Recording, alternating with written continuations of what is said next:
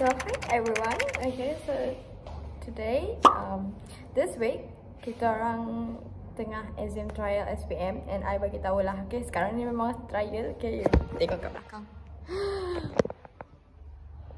Okay, I duduk situ hujung. Okay, so for me, bagi pendapat I, trial is, I think I got bad mark kali ni juga. And I baru bangun tidur ya.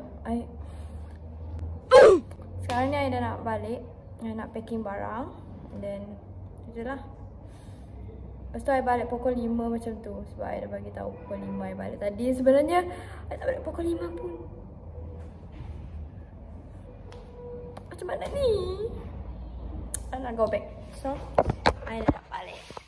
This is my class, okay? Good luck guys. Good luck SPM.